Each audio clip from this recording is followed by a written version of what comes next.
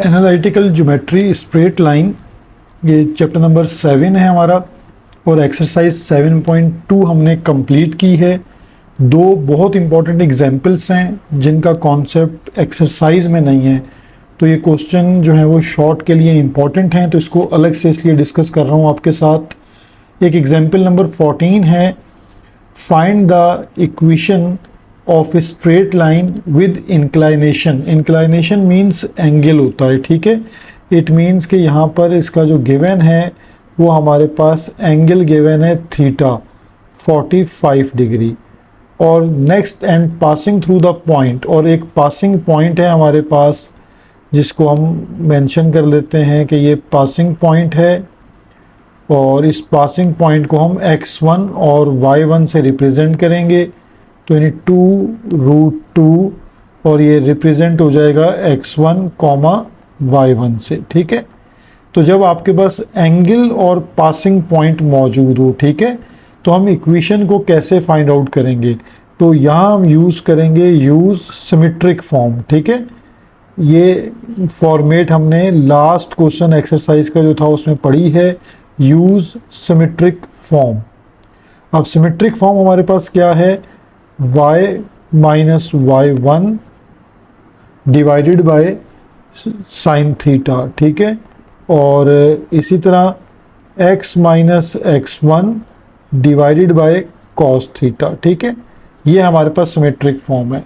तो according to data हमारे पास angle भी है और पॉइंट भी है, तो हम इसे पुट कर देते हैं y माइनस y1, तो y1 की वैल्यू है हमारे पास √2 और डिवाइडेड बाय साइन 45, ठीक है, equal to x minus x1, x1 की वैल्यू है 2, और कॉस थीटा में भी कॉस हो जाएगा 45। अच्छा, अब आप लोग ये जानते हैं कि y माइनस √2 तो एज इट इज़ है, लेकिन साइन 45 की वैल्यू होती है 1/√2। इसी तरह x माइनस जो 2 एज इट इज़ है, और cos 45 भी होता है 1/√2, ठीक है। तो अब हम इसको अगर रेसिप्रोकल करके लिख लें, या 1/√2 को इस तरह भी लिख सकते हैं कि 1/√2 इंटू y माइनस √2, ठीक है, इस तरह भी लिखा जा सकता है 1/√2 और x माइनस 2, ठीक है। तो ये √2 एंड √2 कैंसिल हो जाएंगे, तो हमारे पास है y minus √2 equal to x minus 2। तो अब इनको हम एक साइड पर शिफ्ट कर देते हैं, जहाँ x पॉजिटिव हो सारी इक्वेशन को फिर वहाँ शिफ्ट कर देना चाहिए, तो हम राइट वर्ड शिफ्ट कर देते हैं इक्वेशन को, तो x minus y plus √2 minus 2 equal to 0, ये हमारी रिक्वायर्ड इक्वेशन बन जाएगी, ठीक है। एग्जाम्पल 15 है, find the corresponding equation of line if the length of perpendicular distance. यानी ये कॉन्सेप्ट है जो न्यू है यहाँ पर, कि परपेंडिकुलर फॉर्म यूज़ करेंगे हम। परपेंडिकुलर डिस्टेंस हमें गिवन है from the origin is 3 unit, तो यानी यहाँ पर आपके पास गिवन है ये जो परपेंडिकुलर डिस्टेंस होता है ओरिजिन से किसी लाइन का, वो है p से रिप्रेजेंट किया जाता है, और ये है 3 यूनिट, ठीक है, और एंगल है हमारे पास 120 degree.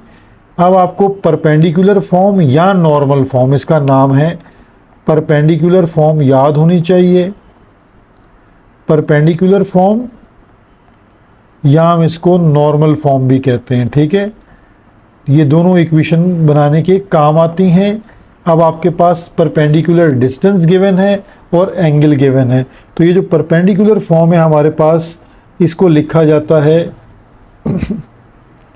x cos theta plus y sin theta equal to p, ठीक है। अब इसमें वैल्यूज़ को सब्सिट्यूट करते हैं, x as it is cos 120 degree plus y as it is, और फिर आ जाएगा साइन 120 डिग्री, ठीक है, इक्वल टू p की वैल्यू है 3। अब cos 120 हमारे पास होता है -1/2 प्लस y, और साइन 120 होता है √3/2 इक्वल टू 3। तो ये अब हमारे पास हो जाएगा -x/2 plus √3y/2 equal to 3। अब लेफ्ट हैंड साइड पर हम एलसीएम लेते हैं, तो 2 एलसीएम आ जाएगा, minus x plus root 3y equal to 3। तो 2 मल्टीप्लाई बाय 3 क्या हो जाएगा 6। तो ये हमारी रिक्वायर्ड इक्वेशन आ जाएगी minus x plus root 3y equal to 6। ठीक है, अब क्योंकि x की वैल्यू को पॉजिटिव करना होता है तो हम यहाँ तो माइनस साइन कॉमन ले लें, यहाँ दोनों टर्म्स को हम राइट वर्ड शिफ्ट कर देते हैं। ठीक है, तो इनको अगर शिफ्ट कर देंगे तो ये हो जाएगा plus x minus root 3y plus 6 equal to 0। तो ये हमारी रिक्वायर्ड इक्वेशन आ गई।